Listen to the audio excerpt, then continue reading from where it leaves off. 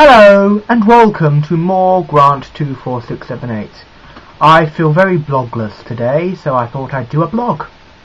That's a good way, of curing bloglessness, is to make a blog.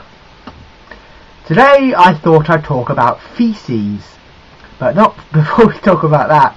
Let's talk about the worst film in the entire world. Classified as a Christmas film, It's a Wonderful Life. How could anyone actually like this film? It's like the most depressing film in the entire world. It's even more depressing than Skins, and that's saying something. Where do you start? I don't even want to think about it because it is such a crap film. The beginning of the film is quite good. I mean, you think at the start that this is a film you probably will enjoy. That boy gets beaten up. I quite like the fact that there's so many sacrifices. He sacrifices his life to try and save his brother. He sacrifices his honeymoon to save a bank. He sacrifices going to school because of something else. I can't really remember. But there are loads of things he sacrifices, and that's quite good. But the film drags on. Oh yes, drags on like a big dragging dog that hasn't got any legs anymore because I cut them off. Anyway, back to the most crappiest film in the world, A Wonderful Life. It drags on. I do not like films which start off as a child and you go all the way up to, adulthood. I mean, that's what the whole film is about. This person is the life of George Bailey. And God, is it depressing. It thoroughly is. I think what people remember about the film is that the bit at the end with Clarence, I Want to Live Again, and every time an angel dies or something, an angel gets his wish. Which is at the end of the film. I didn't watch the whole film, I have to admit. I got to a bit, it was very near the end, and there were 42 minutes left, and I was like, fuck that, I'm not watching another 42 minutes of this. Because it starts off and he meets Mary. Mary is in the beginning, and he meets her, and they're childhood friends. And then years later, they meet up again, and it's really beautiful. But it's also very depressing. The fact that you know this person all his life, and then you finally get together. One thing I did like, of course, is about this movie, which is probably the best part ever, which was when George says to Mary, "Do you want the moon? I'll get a lasso and pull it down for you." Why do I know that scene? That scene is from Bruce Almighty, because Bruce's girlfriend was watching that film. So I now know the origin of that clip, which is what I want. Because when I was watching King Kong, I didn't realise that at the end he would have said, "'Twas beauty killed the beast." He did it very shit, of course. I could do better, but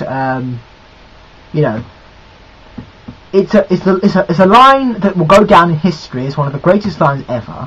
Put some bloody beef into it. Not just like, "'Twas beauty killed beast." I thought it was like, huge shit. He did it like that. He should have done it like, "No! 'Twas beauty killed the beast."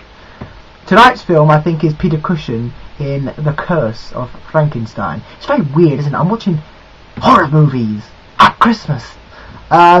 I said to the nurse today, I said to her, I get awfully worried as I get older that, I won't find Christmas as happy as I used to. And she said the outrageous thing of, "Where are you spending your Christmas this year?" And I thought, well, pretty obvious, isn't it? At home.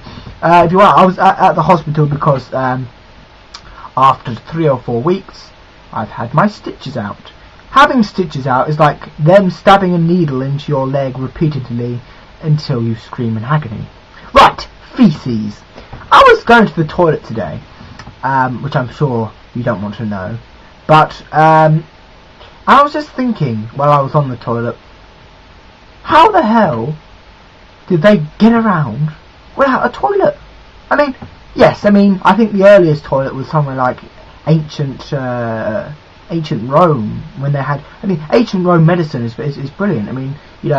It's not top notch, but it was at least very satisfactory. This sort of thing, because I learned about medicine, and that was pretty good.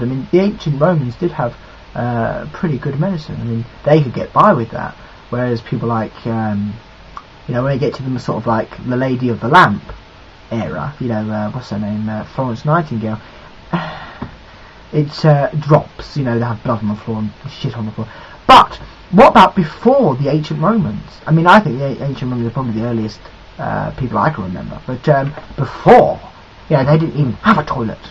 I think it's weird that they did have a toilet and then they don't have a toilet now, because like the ancient Romans, of course, they did have toilets, or maybe it wasn't. They had sort of toilets, but they had a hole which was basically a toilet. Because Victorian era, they didn't really. Well, they had a toilet. Well, someone didn't have a toilet. I think the Tudors, I think, did. Someone didn't anyway. So there were some people. Anyway, there was a point in history when there was no toilet, and so basically they. Well, I'm just going to pause here. So I think we've established that there was a point in history where they didn't have a toilet.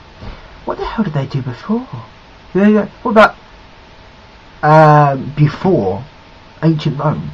I mean, they would have just had to just like make a hole in the floor, like a pit, and then just go there, and then like they would like have to like bury it in the floor.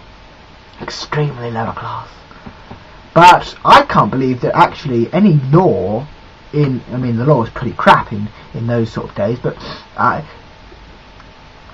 mean, how thick must you be to say, right, this is how it's going to be for the next 100 years, we're going to stick our arse out the window and shit into the street below? Obviously, I mean, maybe it's me, but yeah, obviously that is very unhygienic. And someone must have thought that doing this is not good. I mean, despite that, there's a smell, which is awful, and there was the smell, there was the infection, and the water was also very bad. I mean, not very bad, in fact extremely bad. People got horrible diseases, and there was this thing called there's my history, guys, up the drain there. I can't think what it's called now. That bad air was called something. It was a word for it, bad air. I think it was Mckeith or something. And of course, what I find interesting about history, let's go back to that. Gods. Now, obviously, there's no Allah. There's no Allah. Allah, silly. I always think it's ridiculous people think that Allah exists. Obviously, there is only one God. And there's a line, actually. I always do this, horrible. I absolutely hate when I do this, when I say these sort of things. But there is a line in not Coming of Age, in Come Fly With Me, in which Fergal says, I think you'll find there's only one God, and that's our Lord. So I love that line. And I also love Christian in EastEnders, when he goes, what, did I get beaten up because of Allah? Is this Allah talking here? I actually love it. But anyway, gods, historical gods. There was a god of war. I think his name was God of War, Mars. I think his name was Venus, goddess of love, or something like that. And then, of course, there's Aphrodite, who is god of penis that turns into rock. Obviously from Cyprus or Paphos or whatever you want to call it. Don't be picky with me. Oh my god! Shall I talk about this? Oh. Some people are lower class, and then there are people who are just savages.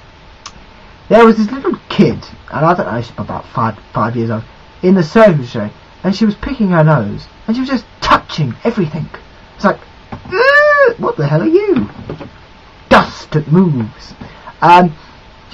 She went like, she did that, and then she just like started touching the door handle and the post box, the letter box, and I just thought, oh, disgusting woman. But there was this really sad story which I have to talk about.